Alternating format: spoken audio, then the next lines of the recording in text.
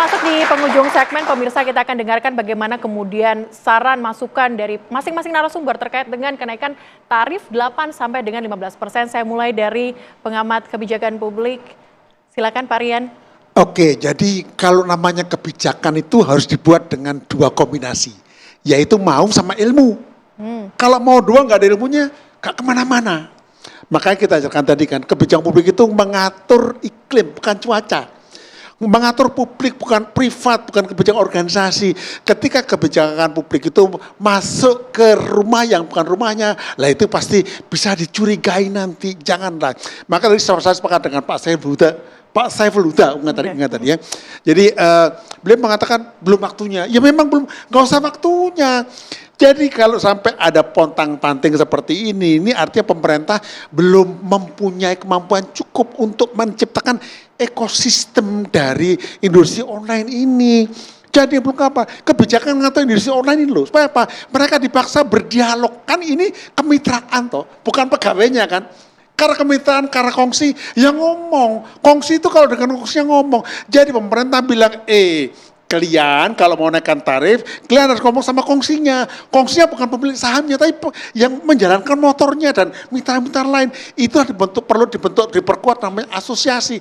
Asosiasi yang dikacangin, dibuat sebagai bentuk partnership. Jadi yang namanya partnership itu adalah berbicara antar kongsi. Kalau enggak namanya partner yang enggak sip namanya itu. Nah gitu, terima kasih. Mas Huda, silakan. Ya. Kalau saya melihatnya sebenarnya adalah dari sisi kebijakan publik ini memang diperlukan ketika kita ada market failure atau kegagalan pasar. Nah kita memang lihat dari awal tahun 2018 ketika teman-teman Mas Igun juga mengajukan mengenai pengaturan tarif ini, saya juga sudah sampaikan bahwa ini ada market failure di situ. Bahwa tidak ada pembentukan harga yang memang setara. Nah makanya dari situ kita selalu kampanyekan bahwa ini mitra ini harus setara. Artinya apa? Artinya mitra ini tidak boleh dipandang sebagai yang suatu bisa dieksploitasi. Itu yang pertama. Nah yang kedua adalah mitra ini harus dipandang juga sebagai konsumen.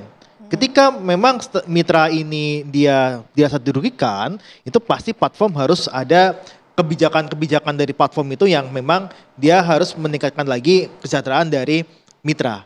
Nah, ini yang kita lakukan ketika ada permasalahan di sini, ada kebijakan yang tidak sesuai dengan mitra, kita dorong harus setara karena prinsipnya adalah kalau memang partner kemitraan itu harus setara, tidak boleh timpang salah satunya.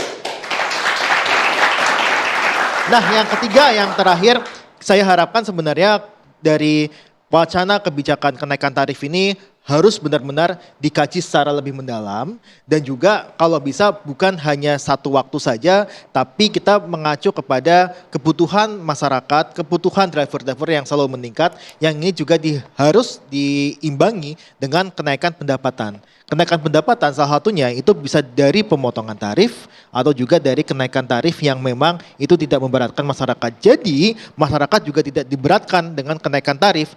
Nah ini yang harus dilihat berapa angkanya, itu yang harus dikaji sama pemerintah. Tidak ada kata bahwa pemerintah akan mengaji sebelum keluar ke publik. Oke. Pak Hendra sebagai driver ojek online, bagaimana menurut Anda, apa saran untuk pemerintah? Kepada pemerintah ya? Iya. Kepada pemerintah, ini seluruh driver di Indonesia terus menggedor aplikator, menggebrak pemerintah supaya tuntutan cuma dua, simple kalau di projolan itu. Satu, potongan tarif di bawah 10%, bahkan ada yang bilang 5%. Satu, yang kedua, segala program-program itu seperti aceng, selot, hemat, dan lain sebagainya itu harus dihapus. Driver tuh udah ngejerit di bawah itu, udah ngejerit. Itu aja sih. Oke. Pak Igun, apa yang terjadi jika tarif 8-15% ini akan diterapkan oleh pemerintah? Apa yang akan terjadi? Apakah akan unjuk rasa kembali atau seperti apa? Iya, ini kan memang sudah melenceng dari tuntutan kami ya.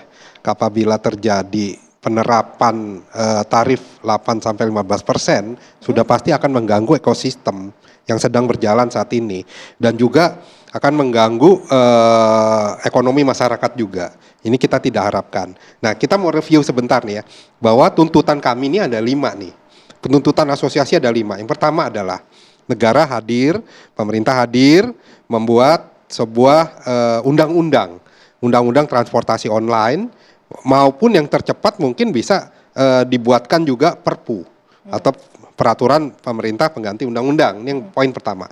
Yang kedua adalah biaya potongan aplikasi dibuat menjadi 10%. Nah, terus yang ketiga, aplikasi-aplikasi ini kan menjalankan bisnis, mengambil uang dari para driver. Di dalam regulasi itu ada 5% diambil oleh mereka. Nah, ini harus ada di audit nih. Angka 5% di dalam regulasi Kemenhub 1001 2022 itu, perusahaan aplikasi telah mengambil 5%, emang tercantum di dalam situ. Tapi ini harus diaudit. Yang audit adalah Big Five. Di dalam Kemenhub itu ada, di dalam diktum di Kemenhub itu ada audit. Selama ini belum pernah ada audit. Ya.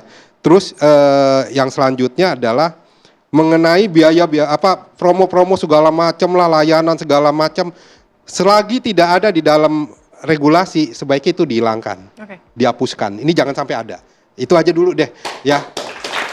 Baik, terima kasih narasumber kita pada malam hari ini. Yang menjadi poin utamanya adalah bukan soal tarif, penambahan tarif 8-15% yang diinginkan oleh driver ojek online, melainkan untuk pemotongan tarif aplikator 20% menjadi 10% dan juga undang-undang transportasi. Semoga ini bisa nantinya menjadi solusi untuk mensejahterakan driver ojek online. Terima kasih seluruh narasumber yang sudah hadir pada malam hari ini.